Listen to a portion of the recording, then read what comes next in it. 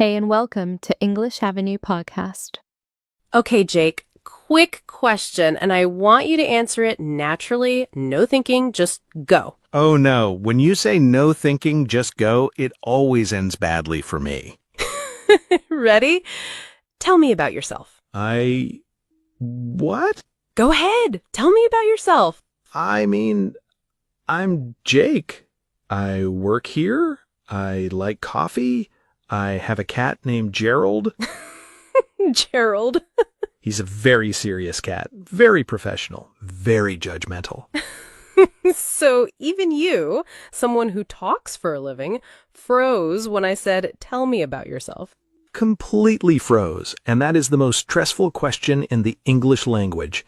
It sounds so innocent, so easy, and then someone asks it, and your brain just leaves the building. Goes on holiday. Okay, before we go further, hey English learners, welcome back to the English Leap podcast, your cozy little place to learn easy English through real, everyday conversations. I'm Anna. And I'm Jake, and we are so happy you are here today, genuinely, because today's episode is one of those topics that sounds simple, but is actually incredibly useful. Yes, today we are talking about how to talk about yourself in English with confidence, with ease, and without sounding robotic, boring, or like you are reading from a job application. And here is our promise to you. By the end of this episode, you will know how to introduce yourself naturally, talk about your background, describe your personality, share your hobbies, and talk about your goals and dreams in real, confident English. Not textbook English, not rehearsed English, real English. The kind that makes people think, wow, this person is interesting. I want to keep talking to them. Which is the goal of every conversation, really. And this is a B2 to early C1 level episode. So we will use natural English, useful phrases, and some stronger vocabulary, but we will explain everything clearly as we go. And later, we will give you a full useful phrase round for talking about yourself in daily life. Simple phrases, but very powerful when you use them naturally.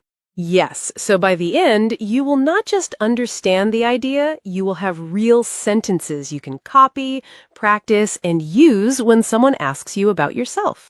And after that, we will have our word tour section, where we take the most useful words and phrases from today's conversation and show you how to use them in real life.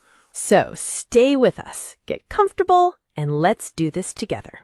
Okay, so why is this question so hard?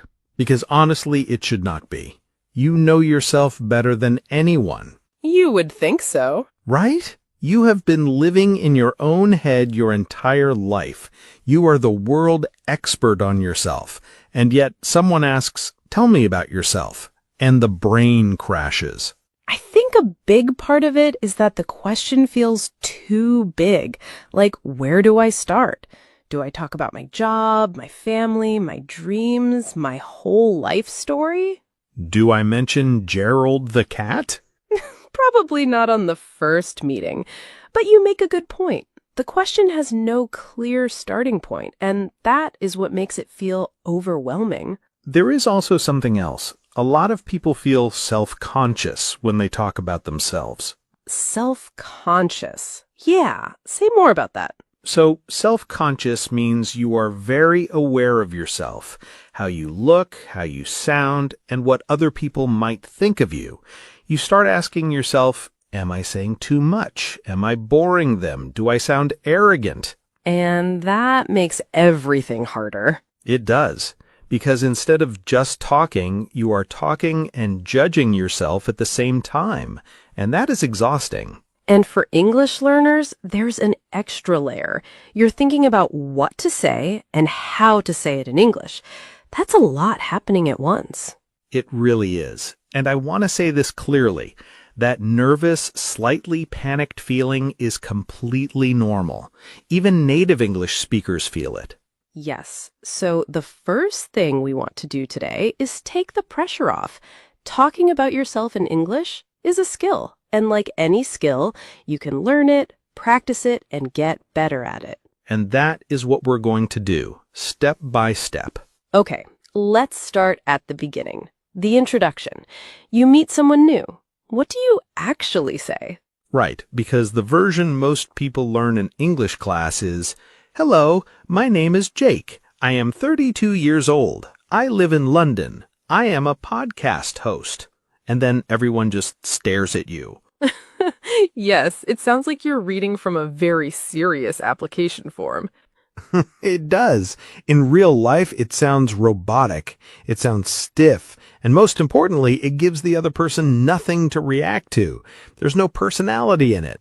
Right. A good introduction gives people something to hold on to, something to respond to. It starts a conversation, not just delivers information. Yes. So instead of, "My name is Jake and I am 32, you might say something like, "Hey, I'm Jake. I'm actually from a small town in the north of England," which surprises people because apparently I don't have the accent.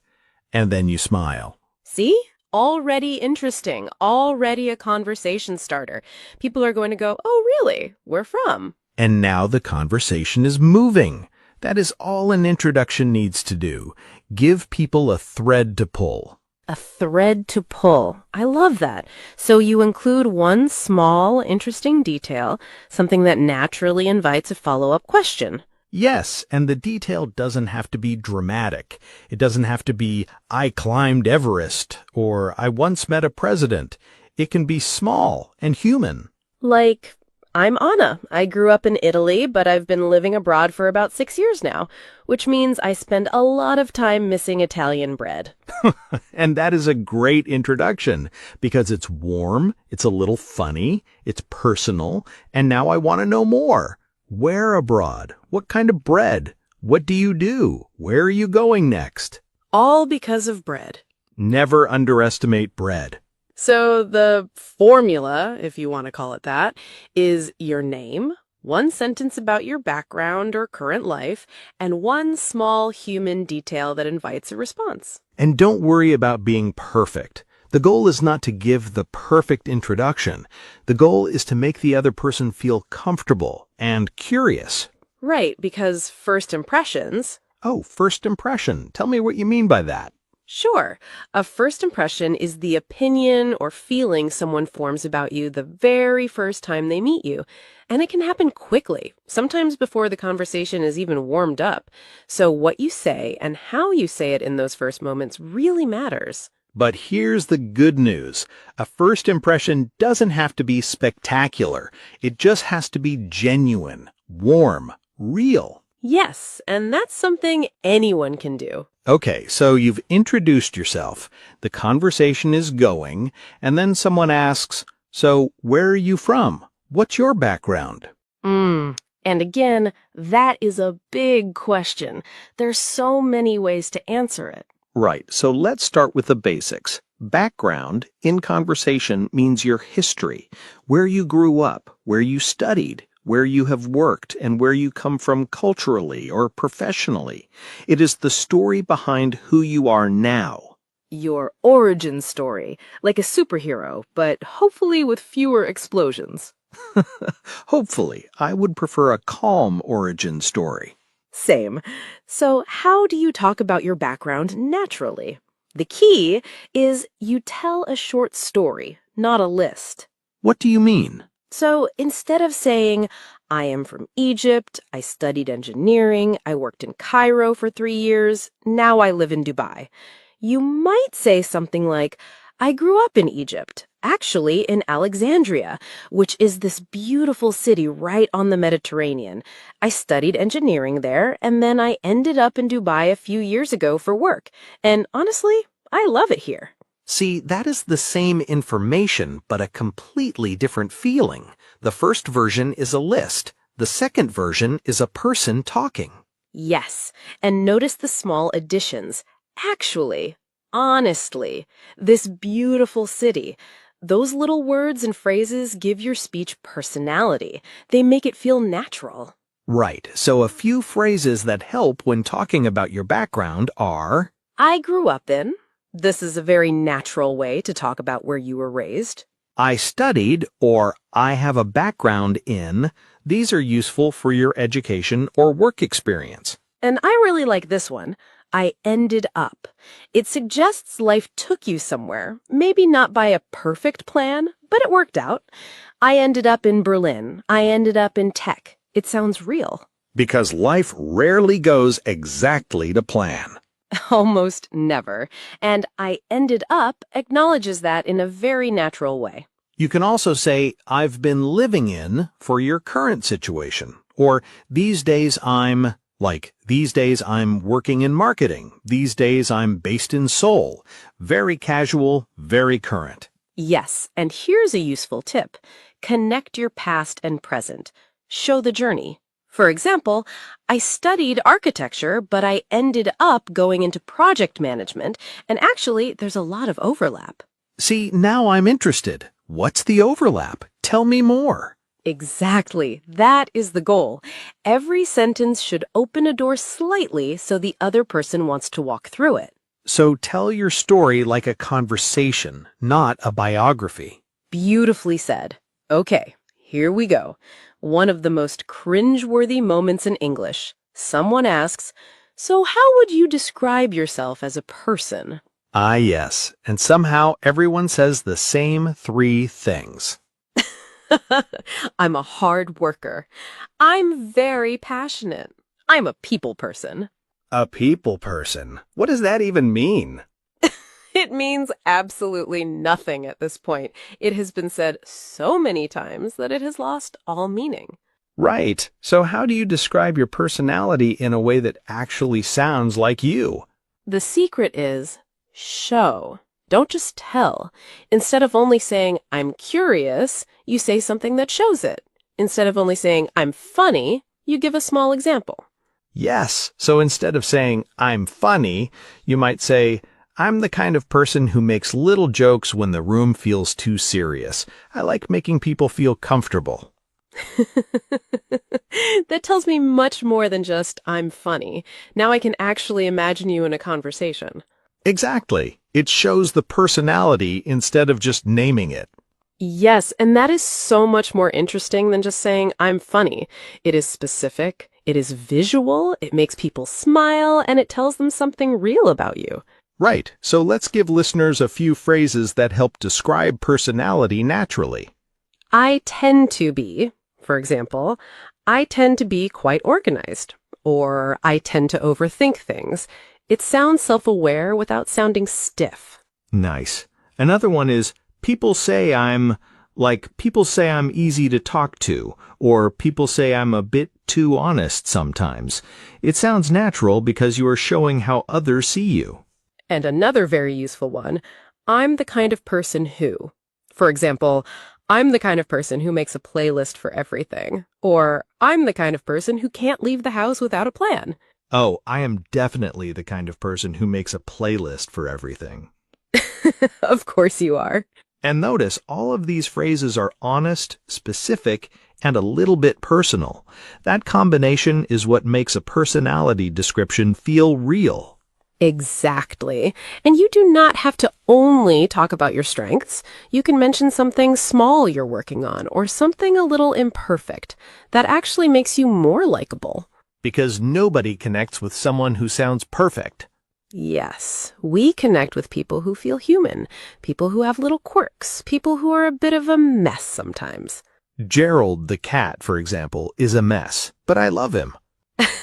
Gerald is a whole personality. A difficult personality, but still. And that is exactly the point.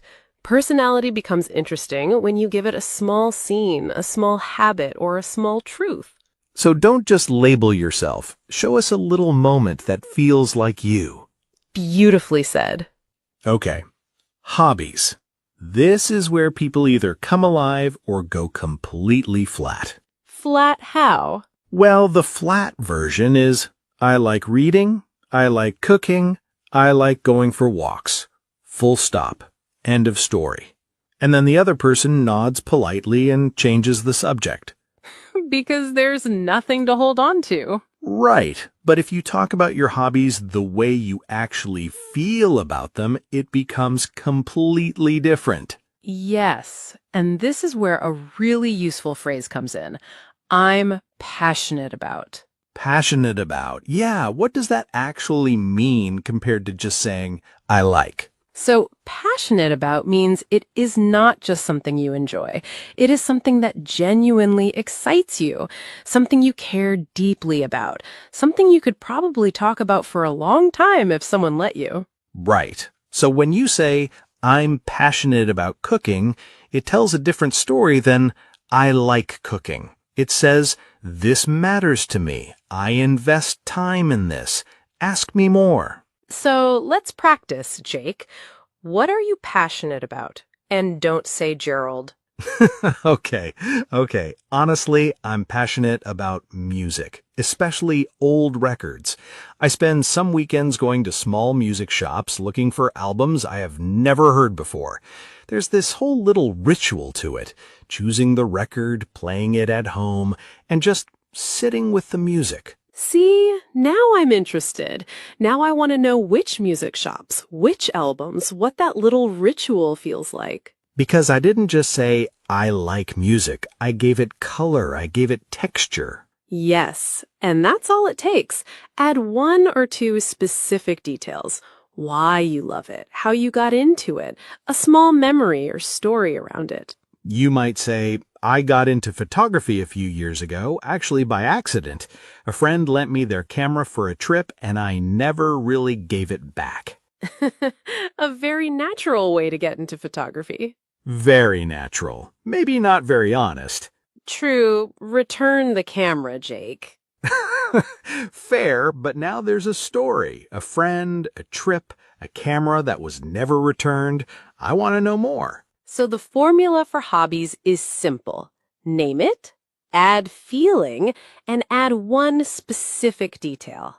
And don't be afraid to show a little enthusiasm.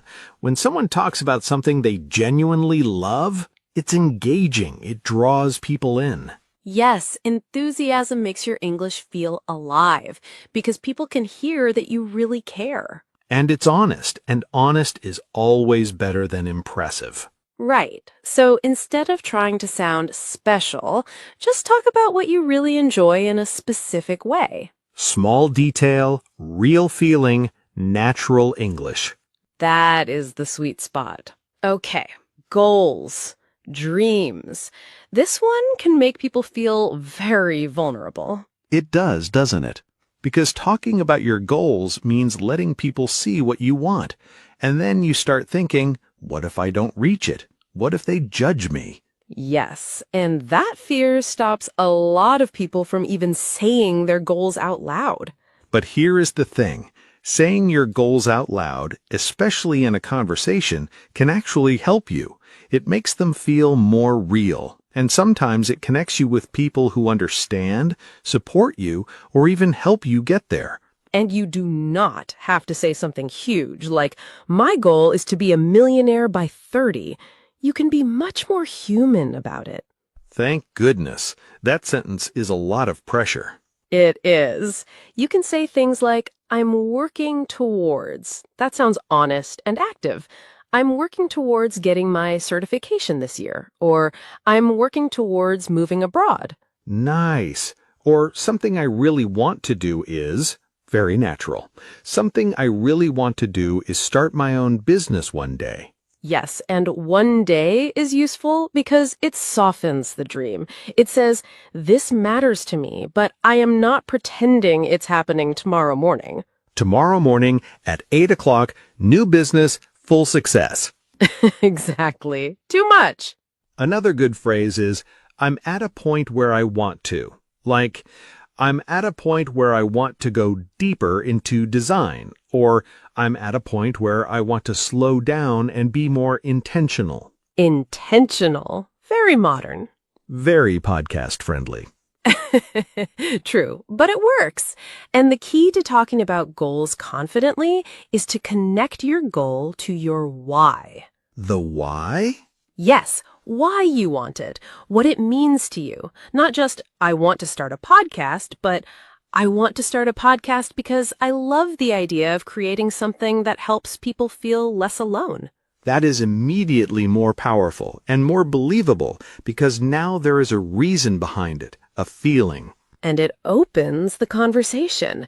The other person can say, "Oh, what kind of podcast?" Or "What made you think of that?" So goals with a why invite dialogue. Goals without a why just sit there. Exactly. And one more thing, you do not have to have everything figured out. That's important. It is. It is completely okay to say, "I'm not totally sure yet, but I know I want to move in this direction." That's honest, and it still sounds confident. Yes, pretending you have all the answers is not confidence. Saying where you really are, calmly and honestly, is confidence. And sometimes saying a goal out loud is a way to put yourself out there. Put yourself out there. Good phrase. To put yourself out there means to show yourself, express yourself, or share something about yourself even when it feels a bit risky. And in this case, it means you're not hiding your dream completely. You're sharing it in a calm, real way. Not shouting it from a rooftop. No rooftop required. Just one honest sentence is enough. Exactly. And that's a confident way to talk about your goals. Okay, this is the balance a lot of people struggle with. You want to come across as confident, but you do not want to sound like you are bragging. Yes, and come across is a useful phrase here. Right. What does come across mean? To come across means how you appear to others or how people perceive you. For example, "I want to come across as professional," or "She comes across as very warm." It is how people experience your words, your tone, and your energy. Exactly. So the goal is to come across as confident, but still warm and approachable. And the difference between confidence and arrogance is actually quite simple. Confident people can talk about what they have done. Arrogant people make it sound like they're better than everyone else because of it. Big difference between "I'm proud of what I've built" and "I'm the best at what I do." Very big difference. One feels grounded. The other makes people slowly look for the exit. Right. And in conversation, confident people also listen. They do not just talk about themselves constantly. Real confidence includes asking about the other person, showing curiosity, being genuinely interested. A phrase that strikes that balance perfectly is, "I'm really proud of." You can use it for something you worked hard on, something that genuinely means something to you. Yes, not "I'm amazing," just "I'm proud." It is personal and human. Or, "One thing I've learned about myself is," this shows self-awareness, and self-awareness makes your answer feel mature and real. For example, "One thing I've learned about myself is that I do my best work early in the morning, which is annoying because I also love staying up late." Real and relatable. Confidence also comes through in how you handle what you don't know. How so? Instead of pretending, you can say, "I'm not sure about that, but I'd love to find out." Instead of apologizing again and again for your accent or your English, you can just keep going. That's a big one. Confidence is not the absence of imperfection, it's continuing despite it. And here's a word that comes up a lot when we talk about this. Humble. Humble. What does that mean in this context? Humble means you are not arrogant. You are grounded. You don't think you are better than others. A humble person can talk about their achievements without making other people feel small. And being humble does not mean putting yourself down. That is a common mistake. Yes, humble is not, "Oh, I'm not that good, honestly."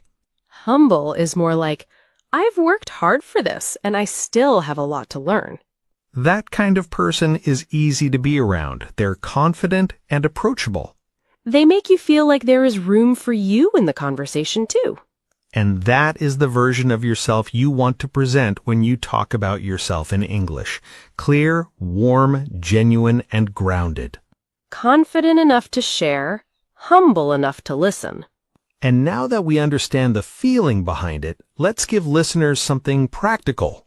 Yes, real phrases, natural ones.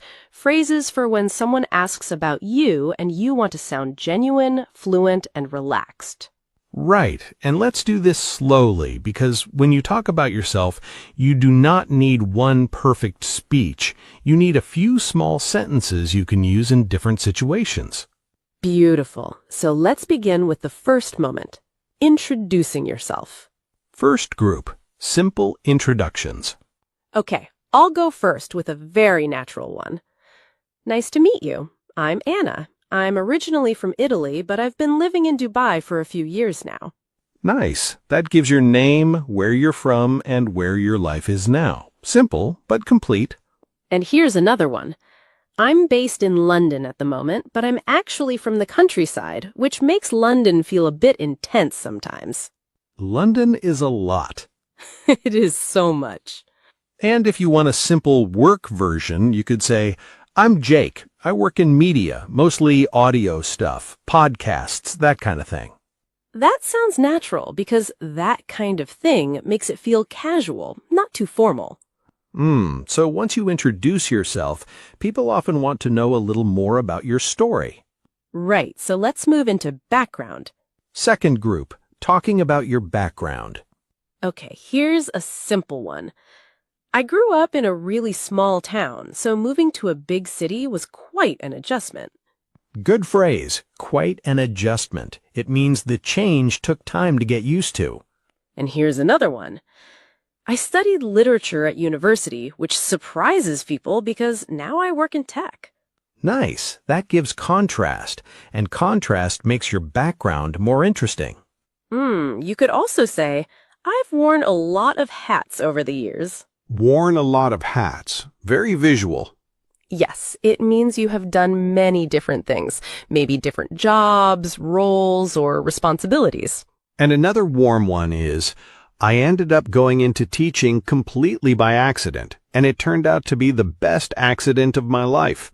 That one sounds lovely. It has a little story inside it. So now we have introduced ourselves and we've talked a little about background. The next thing people may notice is personality. Yes, how you describe the kind of person you are. Third group, talking about your personality. I tend to be quite quiet when I first meet someone, but I warm up pretty quickly. Very useful. Warm up means you become more comfortable and relaxed. Another one, I'm the kind of person who makes a list for everything, even a list of lists. A list of lists. That is a personality and a warning sign. Maybe both. You can also say, people say I'm easy to talk to, which I hope is true and not just something they say. Very self-aware. And this one is simple but honest. I'm a bit of an overthinker. I'm working on it. That feels real, a little imperfect, but not too heavy.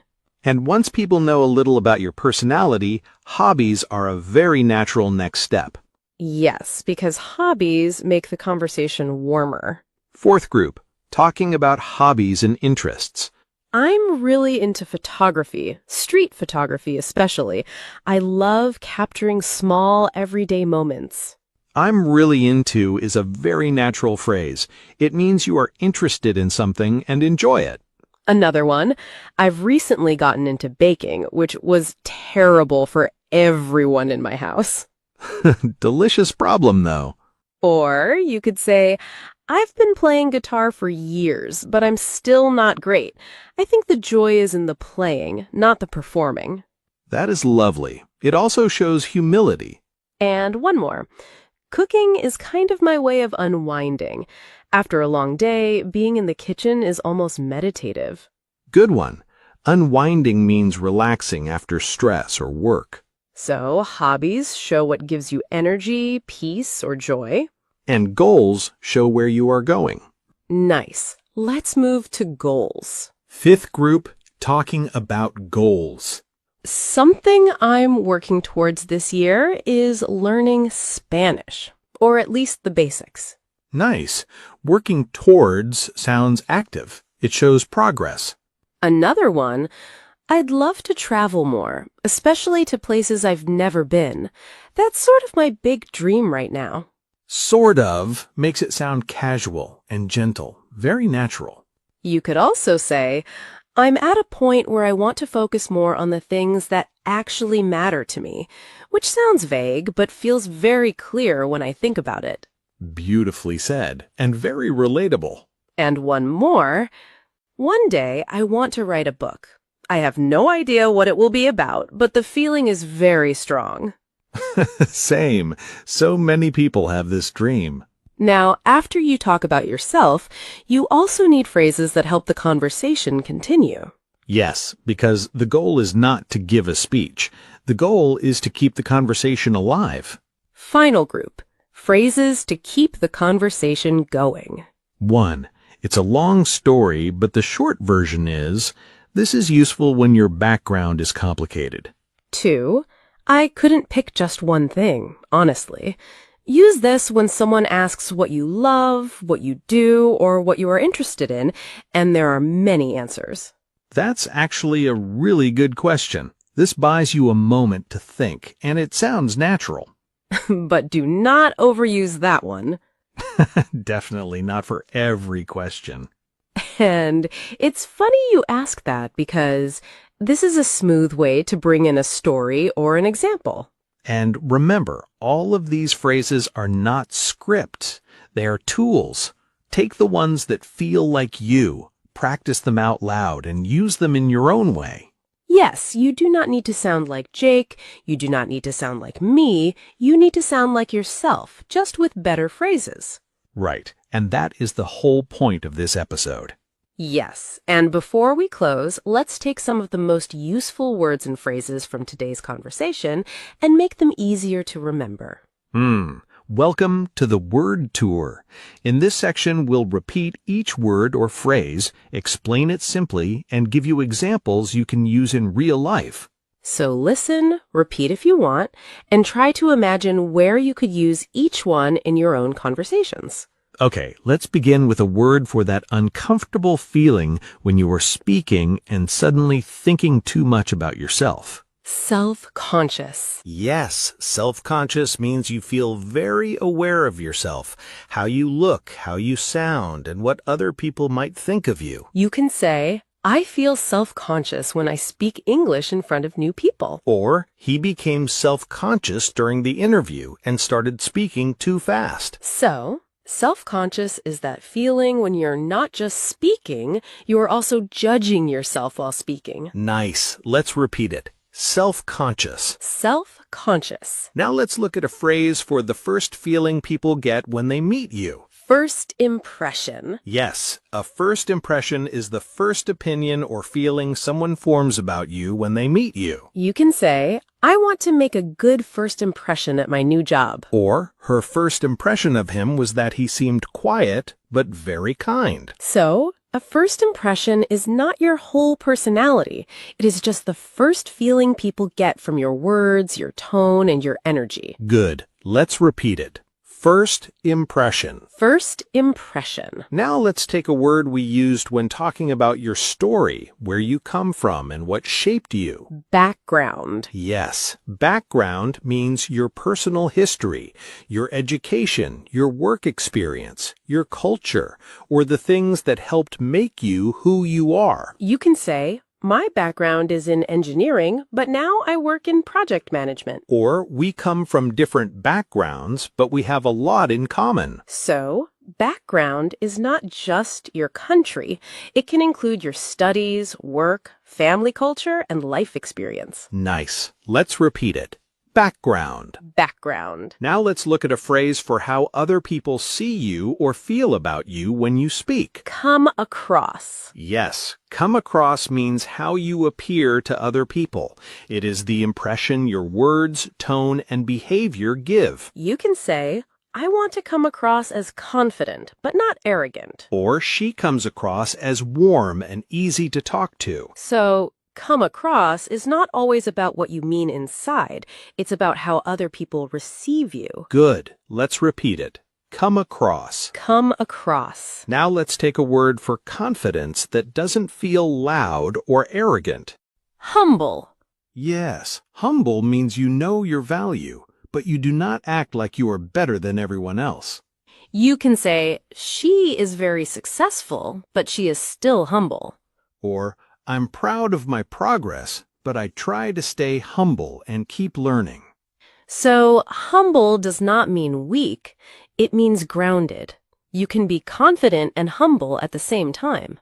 Nice. Let's repeat it. Humble. Humble. Now let's look at a phrase for something you really care about, not just something you casually like. Passionate about. Yes, if you are passionate about something, you feel strong interest, excitement, or love for it. You can say, I'm passionate about helping people learn. Or, he is passionate about music and spends hours listening to old records. So, passionate about is stronger than I like. Use it when something really matters to you. Good. Let's repeat it. Passionate about. Passionate about. Now let's take a phrase for those moments when you share something about yourself, even though it feels a little scary. Put yourself out there. Yes, to put yourself out there means to show yourself, express yourself, or try something in front of others, even when you feel nervous. You can say, joining a new English group helped me put myself out there. Or, she put herself out there by sharing her goal with the team. So, putting yourself out there does not mean being loud. Sometimes it just means saying one honest sentence when you usually stay quiet. Nice. Let's repeat it. Put yourself out there. Put yourself out there. Now let's look at a phrase for becoming more comfortable after a little time. Warm up. Yes, to warm up means to become more relaxed, friendly, or comfortable in a situation. You can say, I'm quiet at first, but I warm up once I feel comfortable. Or, he warmed up after a few minutes and started joining the conversation. So warm up is useful when you were talking about personality. Maybe you're shy at first, but after some time, people see more of the real you. Good. Let's repeat it. Warm up. Warm up. Now let's take a phrase for a goal you're slowly trying to reach. Working towards. Yes, if you are working towards something, you are making effort and progress step by step. You can say, I'm working towards speaking English more confidently. Or, she is working towards starting her own business one day. So working towards is useful because it sounds active. It shows you aren't just dreaming, you are doing something, little by little. Nice. Let's repeat it.